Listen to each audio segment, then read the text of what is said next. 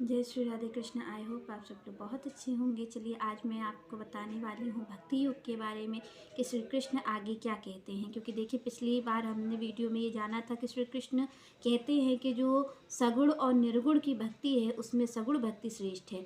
पर यहाँ पर भगवान कहते हैं कि जो निर्गुण की भक्ति है वो बहुत ही कष्टप्रद है आपको, क्योंकि अंदर ही, क्योंकि मैंने पिछली वीडियो में कहा था कि आपको भगवान का जो दर्शन है वो अंदर करना पड़ता है और सबके प्रति समान भाव रखना पड़ता है। जो भी, चाहे पशु पक्षी हों, चाहे मानव हो, चाहे कोई भी हो, उसमें आपको ये दर्शन करना पड़ता है कि ये भी भगवान ही हैं।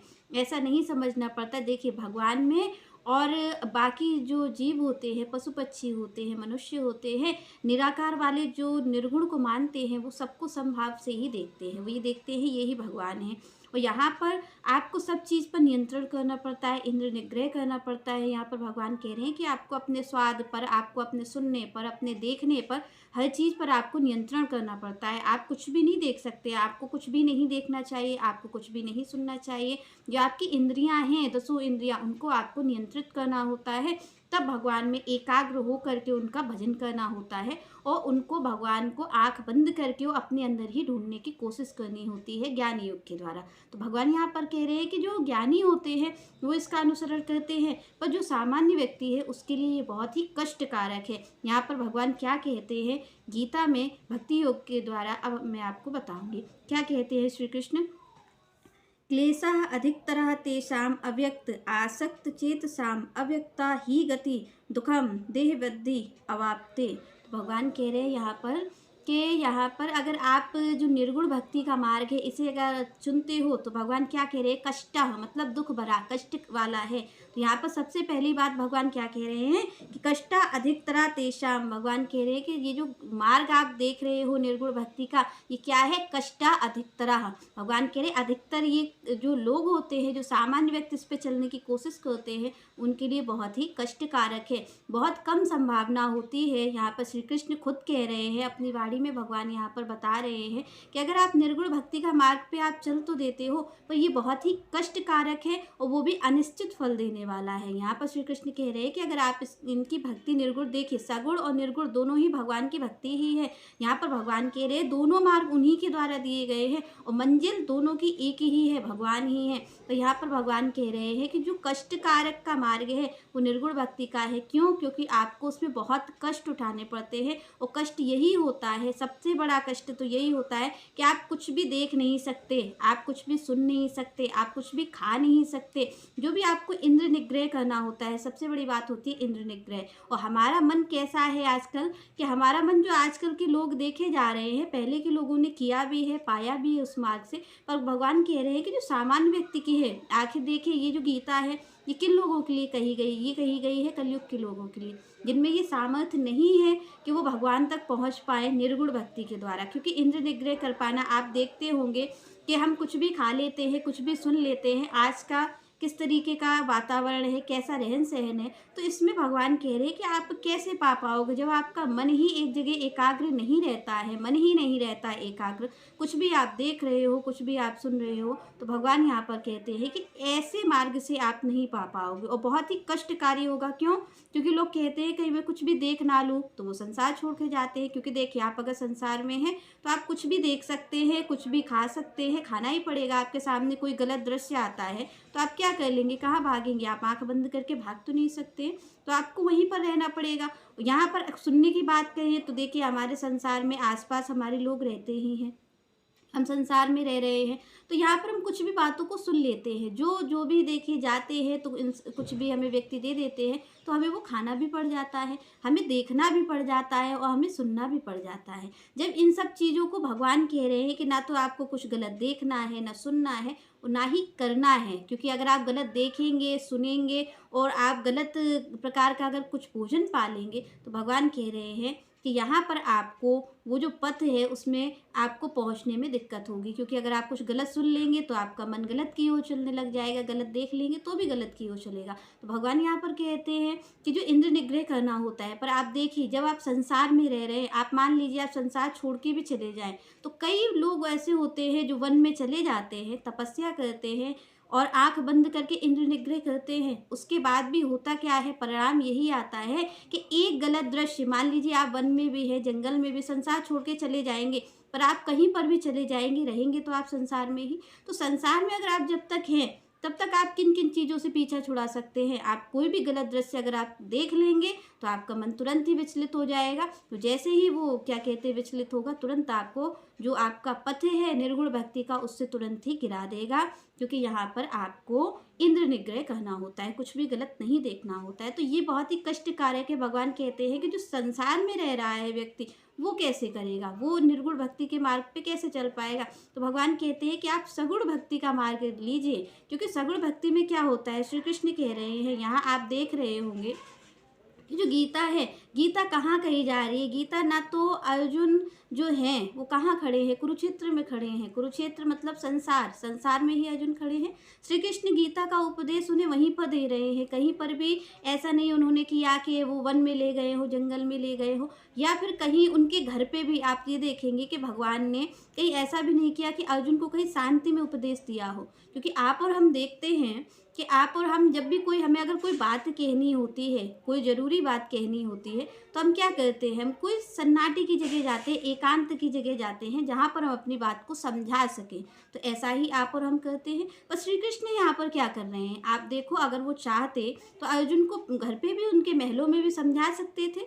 पर यहाँ पर भगवान ने कहाँ उपदेश दिया है गीता का, गीता का इतना बड़ा उपदेश, इतना बड़ा ज्ञान भगवान कहाँ दे रहे हैं, कुरुक्षेत्र में दे रहे हैं। तो ये गीता हमें क्या संदेश देती है, गीता यही संदेश देती है कि ये जो कुरुक्षेत्र है, ये कुरुक्षेत्र जो था, वहाँ पर अर्जुन के सामने कौन लोग थे, अपने ही तो थे, ये संसार ही तो था। अर्जुन तो कहीं नहीं भाग रहे थे, पर वहाँ पर अर्जुन क्या हुआ था कि मोहग्रस्त हो गए थे। तो मोहग्रस्त जो थे अर्जुन, विषाद अर्जुन को हो गया था, उससे निकालने के लिए ही भगवान ने इतना बड़ा काम किया कि गीता का उपदेश दिया। तो जब भगवान ने गीता का उपदेश ही कुरुक्षेत्र में दिया है, संसार के व्यक्तियों के साथ मध्य में दिया है, तो फिर भगवान अकेले की तो बात नहीं कह सकते। तो अर्जुन जो हैं वो क्या कर रहे हैं कि वो संसार में हैं, और संसार में रह कर के भगवान ये कह रहे हैं कि कोई संसार में रह कर के कैसे योगी बन सकता है, भगवान उसकी विधि बता रहे हैं। भगवान भागने की विधि नहीं बता रहे, क्योंकि यहाँ पर श्री कृष्ण खुद कह रहे हैं कि अगर आप भाग के जाओगे तो आप कहाँ भाग के जाओगे, संसार में आप कैसे पीछा छुड़ाओगे। आप जंगल में जाओगे तो जंगल में भी जानवर रहते हैं, आप कुछ गलत दृश्य वहाँ पर भी देख सकते हो। तो आपको देखने पे किया गया है, आपसे कहा गया आप कुछ गलत दृश्य नहीं देख सकते, पर आप जंगल में जा रहे हो तो भी आप गलत दृश्य देख लेते हो। तो गलत दृश्य अगर आप संसार में तो आप हो, आप कहीं चले जाओ, जंगल चले जाओ, आप अपनी आँखों को बंद कर लो, पर कभी तो आँखें कुछ गलत देख लेंगी, कभी कुछ कान गलत सुन लेंगे। तो उससे क्या होता है कि आप कितना करोगे तो आप भगवान को नहीं पा सकते, क्योंकि इस तरीके के संसार में अब पाना कठिन है। तो अर्जुन को अगर चाहते भगवान तो एकांत में भी ये उपदेश दे सकते थे। पर गीता किस चीज़ का उपदेश दे रही है, यहाँ पर सबसे पहले संदेश तो गीता यही देती है कि आपको कहीं पर भी छोड़ के नहीं जाना है। अर्जुन कहीं पर भी छोड़ के नहीं गए, भगवान ने उनका वहाँ पर ही कुरुक्षेत्र में हाथ पकड़ के रखा है। और यहाँ पर आप देखें तो अर्जुन जैसी ही हालत आपकी और हमारी भी है, हम भी मोहग्रस्त हो गए हैं, मोहग्रस्त की ही वजह से तो ये सारी समस्याएं आ रही हैं। अर्जुन क्या थे, जो अर्जुन तैयार थे कि मैं युद्ध करूंगा, पर अर्जुन क्यों मना कर रहे हैं। अर्जुन का शरीर आप देख रहे कंपित हो रहा है, गांडीव हाथ से छूट रहा है। तो ये स्थिति क्यों है अर्जुन की, अर्जुन की स्थिति है मोहग्रस्त होने की वजह से। अगर कोई और होता, मान लीजिए उनके अपने नहीं होते, तो अर्जुन उनसे लड़ सकते थे, अर्जुन उन्हें मार सकते थे, क्योंकि अर्जुन बहुत बड़े धनुर्धर है, तो वो ये कर सकते थे। पर क्यों नहीं कर पा रहे हैं, क्योंकि वो मोहग्रस्त हो गए, क्योंकि वो अपने सामने खड़े हैं। तो भगवान यही चीज़ सिखाते हैं गीता में, तभी वो कहते हैं कि आप भक्ति के द्वारा तो आप जा सकते हो, अगर आप ज्ञानी बनोगे तो ज्ञानी बनने में आपको बहुत कष्टकारक मार्ग है। क्यों, क्योंकि आपसे उतना हो नहीं पाएगा। और आज के ज़माने में जैसे आप और हम जी रहे हैं, तो यहाँ पर तो बिल्कुल भी वो नहीं किया जा सकता है। यहाँ पर कौन सा मार्ग हमारे लिए अच्छा है, सगुण भक्ति का मार्ग। सगुण भक्ति में क्या करना होता है कि सबसे पहले आपको किसी योग्य गुरु की आवश्यकता होती है। जब आपको गुरु मिल जाते हैं, गुरु आपके पथ को निर्धारित करते हैं कि आपको क्या करना चाहिए, क्या नहीं करना चाहिए। और अगर आप गुरु की की आज्ञा में रहते हैं, वो भगवान की सेवा करते हैं। यहाँ देखिए मूर्ति पूजा का कई लोग विरोध करते हैं, पर यहाँ पर दोनों भक्ति भगवान स्वयं बता रहे हैं, तो ये गलत नहीं हो सकती। भगवान खुद कह रहे हैं कि सगुण भक्ति करनी चाहिए, और सगुण भक्ति के लिए आपको कोई तो प्रतिमा चाहिए होगी, कोई तो विग्रह चाहिए होगा जहाँ पर अपना भाव आप समर्पित कर सके। आपको कोई तो एक केंद्र बिंदु चाहिए होगा जिसको देख करके आप ये कह सके कि भाई हमारी पूरी श्रद्धा यहाँ होगी। अगर आपको कुछ दिख ही नहीं रहा है तो आपको तो सारा प्रयास लगाना पड़ेगा। पर अगर आपसे कोई कह दे कि यहाँ पर आपको भगवान हैं और आपको यहीं पर अपनी सेवा देनी है, तो भगवान कह रहे हैं कि ये मार्ग आपके लिए सरल हो जाएगा। तो इसलिए अगर सगुण भक्ति का मार्ग आप अपनाते हैं तो उसमें क्या करना होता है कि भगवान के जो आपके गुरु हैं, गुरु में श्रद्धा रखिए, गुरु की जो भी बात है उनकी आज्ञा का पालन करिए और उसी हिसाब से भगवान की सेवा करिए। भगवान की सेवा करिए। जब आप भगवान की सेवा करेंगे, गुरु की आज्ञा में रहेंगे, तो आप देखेंगे कि आपको जो ज्ञान चाहिए होता है, जो लोग निर्गुण भक्ति के द्वारा जा करके और बहुत कठिन परिश्रम करके इंद्र निग्रह करके जो ज्ञान प्राप्त करते हैं, जा करके जो सिद्धि प्राप्त करते हैं, वो भगवान कह रहे हैं कि वो सगुण भक्ति के द्वारा बहुत ही आसानी से प्राप्त की जा सकती है। क्योंकि देखिए हम भगवान की सेवा करते हैं तो एक तो हमारा अभिमान जाता है, दूसरा गुरु की आज्ञा में रहते हैं तो गुरु हमें ये बताते हैं कि हमें क्या करना चाहिए और क्या नहीं करना चाहिए, ग्रंथ क्या कहते हैं, भगवान की सेवा किस तरीके होनी चाहिए। और यहाँ पर सब में भगवान का भाव, ये तो हमारा भी ग्रंथ कहता है। अगर हम निर्गुण भक्ति को नहीं मानते, निर्गुण भक्ति में भी भगवान कह रहे हैं कि आप सब में संभाव देखो, आप सब में मेरा ही दर्शन करो, चाहे वो पशु पक्षी हो, चाहे वो कोई मनुष्य हो। तो भगवान कह रहे हैं कि आपको सबका दर्शन एक समान करना चाहिए। और हमारा जो ग्रंथ है वो भी, हमारे गुरु भी यही सिखाते हैं सगुण भक्ति में कि सर्वे भवन्तु सुखिनः हरि व्यापक सर्वत्र समाना। तो यहाँ पर कहा जाता है कि हरि व्यापक सर्वत्र समाना, जो निर्गुण में बात की जा रही है, जो भगवान कह रहे हैं कि आपको संभाव सब में देखना है, वही बात तो यहाँ पर भी कही जा रही है। वही बात तो तुलसी बाबा भी कह रहे हैं कि हरि व्यापक सर्वत्र समाना। पर आगे क्या है, प्रेम से प्रकट होई मैं जाना। तो आपको क्या करना पड़ेगा, भगवान से प्रेम करना पड़ेगा। तो आप देखते होंगे कि ज्ञान का जो मार्ग है वो हमें ज्ञान पाना है। क्यों पाना है? क्योंकि हमें भगवान को पाना है, हमें भगवान को देखना है। इसलिए हमें चाहे इंद्र निग्रह करना पड़े, चाहे हमें कुछ भी करना पड़े, पर हम भगवान को पाने के लिए कर लेते हैं।